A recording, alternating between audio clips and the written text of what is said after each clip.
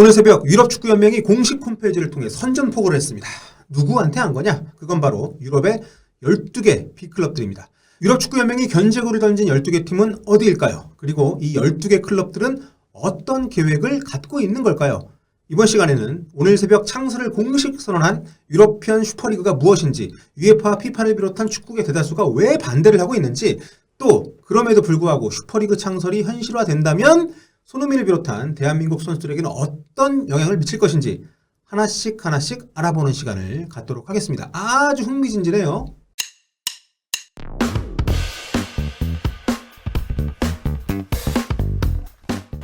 Well, the reaction to it is that it's been damned, and rightly so. I mean, I'm a Manchester United fan and have been for 40 years of my life, but I'm disgusted, absolutely disgusted. I'm disgusted with Manchester United and Liverpool most. I mean, Liverpool, they pretend, you'll never walk alone, the people's club, the fans' club. Manchester United, 100 years, born out of workers around here. 맨유 레전드인 게리 네빌이 자신이 평생을 사랑해온 맨체스터 유나이티드를 향해 이 단어를 썼습니다. 디스거스팅. 네. 역겹다는 얘기죠. 네빌만 그런 게 아닙니다. 축구계 레전드들 알렉스 퍼거슨 감독도 그렇고요. 앞다퉈 반대 의사를 표하고 있습니다. 여기에 참여하는 팀들이 속한 모든 단체들도 일제히 결사반대를 외치고 있는데요. 자, 유러피안 슈퍼리그 아마 많은 분들이 한 번쯤은 들어보셨을 겁니다. 좀 더 정확하게 얘기를 하면 유러피안 슈퍼리그 컴퍼니에서 운영하는 더 슈퍼리그라는 대회입니다. 벌써 공식 홈페이지까지 열었어요. 그렇다면 이게 대체 뭐냐? 한마디로 말씀드리면 유럽 클럽들이 자기들끼리만 모여서 축구를 하겠다는 거예요. 챔피언스리그 그거 가끔 못 나갈 때도 있고 그 짜증나는데 이번에 토트넘도 못 나갔죠. 이거 만들면 그 만든 우리끼리는 매년 빠짐없이 모여서 축구하겠다. 그걸로 중계권이니 뭐 스폰서니 돈 더 끌어모아가지고 축구판 키우겠다. 이게 슈퍼리그를 창설하기로 뜻을 모은 사람들의 주장입니다. 그러니까 챔스 버리고 주중에는 자기들끼리, 그러니까 UEFA와는 완전히 별개의 세상을 구축하겠다는 거죠. 세부 내용을 구체적으로 살펴보겠습니다. 슈퍼리그는 총 20개 클럽으로 구성이 됩니다. 창립 발기인에 해당하는 창단 멤버 15개 클럽은 고정으로 매년 성적에 상관없이 늘 참가를 하게 되는 거고요. 절대 강등되지 않는 특권을 얻게 되는 겁니다. 나머지 5개 자리는 매년 달라진다고 해요. 뭐 15장로라고 해야 되나? 이 창립 멤버들한테 특권을 부여하는 건 지금 눈치 보고 있는 B클럽들 설득하는 어떤 주된 동기부여가 되는 거죠. 시작부터 합류 안 하면 국물도 없다. 뭐 이런 거죠. 자, 대회는 10개 팀씩 2개 그룹으로 나뉘어서 주중 경기로 이제 홈앤드 어웨이 2경기씩을 치르고요. 그러니까 총 18경기가 되겠죠. 여기서 각 그룹 1, 2, 3위 총 6개 팀이 다음 라운드에 진출, 이게 8강 진출합니다. 그리고 각 그룹 4, 5위, 그러니까 4개 팀이죠. 플레이오프를 펼쳐가지고 여기서 2개 팀이 더 올라가서 8강 토너먼트 치르게 됩니다. 현재로서는 창립 멤버 15개 클럽이 다 확정이 안 됐다고 해요. 지금까지 참가 신청을 완료한 클럽들은 이렇게 총 12개 클럽입니다. 스페인에서는 레알 마드리드, 바르셀로나, 아틀레티코 3팀이죠. 잉글랜드가 많아요. 리버풀, 맨시티, 맨유, 첼시, 토트넘, 아스널. 우리가 흔히 이제 빅6라고 말하는, 탑6라고 말하는 6개 팀. 뭐 게리 네빌이 아스널은 왜 있어? 뭐 이러긴 했습니다만. 자, 그리고 이탈리아에서 3대 명문, 유벤투스, 그리고 양대 밀란 참가에 합의를 한 것으로 확인이 되고 있습니다. 독일과 이제 프랑스 팀들의 이름이 없는데요. 당초 보도에서는 파리 생제르맹, 뭐 도르트문트, 바이에른 뮌헨 이런 팀들이 합류할 거라고 예상이 됐었는데 적어도 아직까지는 이 세 팀은 참가를 거부하고 있습니다. 그래서 이번에 UEFA가 천하의 배은망덕한 12개 클럽은 들어라! 내 모든 수단을 동원하여 너희들의 주리를 틀 것이니 뭐 이렇게 외칠 때 손잡고 같이 분노한 축구협회 목록에 독일하고 프랑스는 빠져 있습니다. 만약에 그러니까 이 세 팀, 적어도 이 세 팀, 그러니까 PSG, 도르트문트, 바이에른 뮌헨 이 세 팀이 예상대로 합류를 해버렸다면 아마도 제가 볼 때는 슈퍼리그 창설이 실제 개막까지 이어질 가능성 지금보다 훨씬 높지 않았을까. 그러니까 유럽 5대 리그 B클럽들이 모두 참여하는 슈퍼리그니까요. 어떤 이유로 둘러대든 사실 슈퍼리그의 최대 목적은 돈 아니겠습니까? 그런데 이렇게 이가 빠진 명분이 부족한 상태로 강행한다? 그러면 이게 혁명이 아니라 이제 쿠데타가 되는 거죠, 그냥. 하지만 물론 이들이 빠진 상태로도 여전히 밀어붙일 가능성은 존재한다고 봅니다. 뭐 다른 팀들이 합류할 수도 있는 거고. 만일 그렇게 창설이 현실화가 된다면 세상은 완전히 뒤집어지는 거죠. 슈퍼리그 참가팀들이 숱한 반대에도 불구하고 강공을 펼치고 있는 것은 클럽 축구가 그만큼 규모가 커졌다는 방증이기도 합니다만 코로나로 인해서 직관 관중보다 TV 시청자가 더 소중해진 환경을 경험한 것이 이 팀들에게 크게 작용하지 않았나 싶습니다. 지금까지는 관중 입장료가 굉장히 중요했습니다. 그리고 근데 이제 코로나 때문에 강제적으로 관중 출입이 안 되는 상황이 오니까 굉장히 큰일 날 줄 알았거든요, 다들. 특히 토트넘 같은 경우에는 엄청난 빚을 내가지고 경기장을 빚을 내가지고 지었는데 이게 놀고 있잖아. 그런데 막상 이게 시즌이 잘 진행이 되고 할만해요. 게다가 슈퍼리그 열면 저렇게 투자자들이 줄을 잇는다고 이렇게 다들 눈이 뒤집어진 거지. 게다가 이제 코로나 때문에 힘들어 죽겠는데 UEFA 너희들 뭐 했냐고. 우리 부자부자한 구단 주님들이 돈 쓰려고 돈을 이렇게 싼짓돈을 모아놓고 있는데 너희가 FFP, 그러니까 파이낸셜 페어플레이 같은 거 만들어가지고 돈만 있으면 징계 때리잖아. 우리 돈 더 벌 수 있고 재미난 경기 더 할 수 있는데 왜 못하게 하냐 이렇게 되는 거죠. 알려진 바에 따르면 돈이 여기 돈 얘기입니다. 슈퍼리그 자금 이제 투자회사인 JP 모건에서 이제 펀딩을 받는다고 하는데 총 46억 파운드. 7조 2천억 원이라고? 와, 어마어마하네요. 이 정도 금액이 지금 확보가 됐다고 합니다. 참가팀들은 그러니까 매년 최소한 그러니까 전 경기를 패배한다고 쳐도 최소한 1억 3천만 파운드, 약 2천억 원을 보장받는다고 합니다. 와, 대단하네요. 참고로 지난 시즌 UEFA 챔피언스 리그 같은 경우에 참가팀들한테 배분된 금액이 20억 유로, 우리 돈으로 3조가 안 되는 돈이었으니까 와, 차이가 많이 나죠. 그리고 이제 슈퍼리그에 비하면 참가팀 수가 훨씬 많은데 금액은 절반이니까. 올 시즌 챔피언스 리그에서 만약에 전승 우승을 하는 팀이 나왔다면 상금으로 총 8,200만 유로를 가져갈 수 있었다고 합니다. 그러니까 한 팀이 우리 돈으로 약 1,100억 원 정도를 가져갈 수가 있는 거죠. 슈퍼리그 전패 꼴찌팀이 받는 돈의 절반이 조금 넘는 겁니다. 이 규모 차이가 말로만 듣던 슈퍼리그가 공식 창설을 선언하게 되자 발등에 불이 떨어진 것은 당연히 유럽축구연맹입니다. 슈퍼리그는 필연적으로 챔피언스리그와 대척점에 서 있는 존재입니다. 주말에는 자국리그, 주중에는 대륙간 대회가 이게 짜여져 있는 게 기본적인 유럽 클럽 대회 스케줄이잖아요. 그렇기 때문에 슈퍼리그가 택할 수 있는 유일한 일정이 주중입니다. 주말 자국리그를 안 할 수는 없으니까. 당연히 슈퍼리그에 나서는 팀들은 챔피언스리그에서 탈퇴할 수밖에 없는 거죠. 한마디로 챔피언스리그에 챔피언이 없는 그런 모양이 되는 겁니다. 너덜너덜해지는 거죠. 정말 이렇게 된다면 UEFA 입장에서는 연맹 존재 이유 자체에 큰 치명상을 입게 될 뿐만 아니라 재정적인 면에서도 엄청난 손실을 보게 됩니다. 그러니까 슈퍼리그 참가하는 선수들은 국대 경기 다 못 뛰게 할 거임.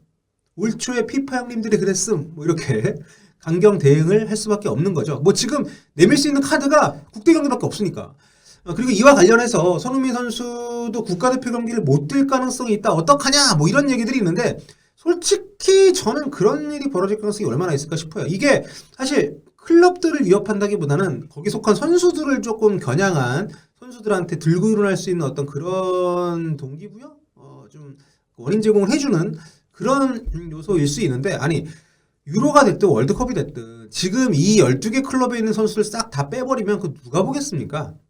아직 뭐 PSG하고 바이에른이나 도르트문트 같은 팀들이 합류를 안 했으니까 레반도프스키, 뭐 음바페, 네이마르 이런 선수들이 있긴 하겠습니다만 뭐 슈퍼리그가 계속 되게 되면 이런 선수들도 슈퍼리그 소속된 팀들이 데리고 올 수 있지 않겠어요? 돈을 훨씬 많이 벌고 또 저 선수들도 뭐 상대팀 저런 레벨의 팀들을 상대로 뛰고 싶을 거 아니야. 그리고 손흥민을 비롯해서 메시, 뭐 날강두, 데브라이너, 질라탄, 라멜라는 뭐야? 이런 선수들 싹 다 빼고 월드컵 이거 되겠냐고요? 슈퍼리그 클럽들도 이거 아는 거지. 그러니까 선수들이 개별적으로 슈퍼리그를 보이콧하지 않는 이상, 근데 그럴 수 없지. 계약이 돼 있으니까 팀이랑 피파나 UEFA의 협박이 별로 신경이 안 쓰일 겁니다. 물론 뒤로는 계속 협상을 하겠죠. 이게 뭐 충돌해가지고 서로 좋을 게 없으니까. 그게 안 되면은 솔직히 슈퍼리그 팀들끼리 월드컵 따로 하나 하지 않을까요? 월드컵 기간 중에? 뭐 돈이 없어, 뭐 선수가 없어. 그리고 저는 손흥민 선수 같은 경우 슈퍼리그 도입으로 득을 보면 득을 받지 손해볼 것은 없다고 생각합니다. 지금 코로나 때문에 자금시장 얼어붙어가지고 빅네임 선수들 이적이 됐든 뭐 재계약이 됐든 다 제대로 안 되는 상황이잖아요. 그런데 슈퍼리그 출범을 해서 돈이 돌기 시작을 해봐요. 손흥민급 선수들은 논하는 겁니다. 이적을 하든 안 하든 몸값이 급상승하는 거죠. 어차피 특급 선수들의 숫자는 제한이 돼 있고 그럼 슈퍼리그에 있는 올라온 팀들 같은 경우에는 모든 포지션에 있어서 또 강화를 할 거란 말이에요. 확보된 돈을 써가지고. 그렇기 때문에 슈퍼리그에 포함되지 않은 팀에 있는 에이스들도 슈퍼리그 팀들도 몰려들어서 경쟁력도 더 강해질 거라고 보고요. 하지만 지금까지는 다 돈 중심으로 한 얘기고 슈퍼리그 창설은 여전히 큰 걸림돌이 있습니다. 현실적인 어려움들은 일단 뭐 차치하고라도 축구의 근본을 부정하는 게 돼버리기 때문에 유럽 축구의 가장 큰 특징이 뭡니까? 학생이나 노동자 팀들이 팀 역사의 기반을 이루고 있다는 거죠. 처음 만들기도 했고 그 뒤로 성장해오는 지금까지 모든 역사에 이렇게 뭐랄까 위에서 내려온 지금 요즘처럼 위에서 내려온 어떤 그런 돈들이 아니라 밑에서부터 올라온 이렇게 약간 상향 발전한 그런 종목이잖아요. 그런데 그리고 이렇게 동네 축구팀이 지금처럼 글로벌한 어떤 하나의 산업체로 성장을 하는데 지역 팬들 그리고 대대로 경기장을 찾고 응원을 보내준 팬들의 존재가 결정적이었단 말이죠. 그런데 슈퍼리그는 일단 홈팬들 그리고 자기 팀을 응원하는 팬들만이 아니라 리그 형태로 지금까지 자신들이 성장하고 또 비교 우위를 통해서 B클럽으로 성장할 수 있는 토대가 되어줬던 자국 리그와 그 어떤 자국 축구 자체를 외면하는 결정이 돼버립니다. 이런 비판을 인식을 하고 있죠, 당연히. 그래서 슈퍼리그를 하게 되면 자국 축구에 더 많은 돈을 돌려줄 수 있다. 공식적으로 뭐 이렇게 밝히고 있긴 합니다. 근데 뭐 글쎄요. 뭐 돈을 그렇게 줄 수는 있겠지. 근데 10부에서 시작해도 1부까지 올라갈 수 있다는 어떤 희망을 줄 수 있는 적어도 외연적으로는 공평함, 공정함을 내걸 수 있는 어떤 유럽 축구 특유의 개방성이 있지 않습니까? 근데 이게 슈퍼리그에서는 미국 스포츠의 특징이라고 할 수 있는 폐쇄성으로 바뀌기 때문에 근본이 달라지는 것은 분명하고요. 이러한 점에 대한 비판 여론에서 취약할 수밖에 없습니다. 리그 운영이 역동성이 사라지고 기존 멤버들의 이익만 극대화하는 형태. 어디가 좋고 어디가 나쁘다고 할 수는 없죠, 사실. 근데 유럽인들에게 미국식 독과점 형태의 리그 운영이 쉽게 받아들여지기는 어렵지 않나. 뉴욕타임즈는 이와 관련해서 슈퍼리그가 오랜 시간에 걸쳐 확고하게 여겼던 이 유럽 축구의 기존 모델을 NFL로 대표되는 미국식 모델로 바꿔나가는 과정이다. 뭐 이렇게 논평을 하기도 했습니다. 결과적으로 슈퍼리그에 참가하지 못하는 팀들은 이런 팀들과 만날 기회 자체가 사라지죠. 그리고 챔스 참가를 통해서 팀의 어떤 발전, 규모를 확대시키려는 노력 자체가 무의미해지는 상황이 예상 가능하기 때문에 모든 팀들이 지금 반대할 수밖에 없지. 관중 수익도 줄고 스폰서 영입도 더 어려워질 테니까. 아니 내가 스폰서라도 이 로컬 팀 말고 이런 슈퍼리그 팀한테 스폰을 하려고 하지 않겠어요? 만약 돈이 있다면. 그러니까 슈퍼리그에 참가하는 기존 B클럽들하고 여기에 속하지 못하는 조금 더 작은 규모의 클럽들 간의 격차는 더욱더 벌어질 수 있다는 거죠. 프리미어리그 재미있는 이유가 뭡니까? 1위 팀하고 꼴찌팀하고 붙어도 이게 늘 쫀쫀하잖아. 근데 이제는 이러한 어떤 경기가 거의 없어질. 그리고 챔피언스리그의 직접적인 경쟁자가 되는 거잖아요. 동시간대 아마 펼쳐질 거고. 솔직히 여러분이라면 슈퍼리그 보겠습니까? 챔피언스리그 보겠습니까? 슈퍼리그에서는 리버풀하고 바르셀로나가 붙고 레알 마드리드하고 유벤투스가 붙는데 챔피언스리그에서는 웨스트햄이랑 뭐 세비야나 뭐 아탈란타가 붙는단 말이죠. 예를 들어가지고 한마디로 모든 주도권이 기존의 유럽 축구연맹이나 각국 축구협회가 독점을 하고 있었는데 이제는 슈퍼리그 쪽으로 어느 정도 넘어간다는 거지. 현지 보도에 따르면 원래 유에파에서 현지 시간으로 오늘 19일 월요일에 유에파 챔피언스리그 확대 개편 방안을 발표할 예정이었다고 합니다. 기존에 이제 32개 팀들이 참가하는 포맷을 32개 팀으로 늘려서 슈퍼리그를 원하는 빅클럽들의 약간 비율을 맞춰주는, 그러니까 매년 챔스 참가할 수 있는 가능성을 늘려주는 거죠. 기본적으로 각 팀들이 챔스에서 치르는 경기 숫자도 늘려줘서 돈을 더 가져갈 수 있게 해주고, 이를테면은 이걸 발표했을 경우에 프리미어리그에서 매년 6개 팀까지 챔피언스리그에 나갈 수가 있게 된다고 합니다. 지금처럼 6경기가 아니라 최소 10경기가 보장이 되고요.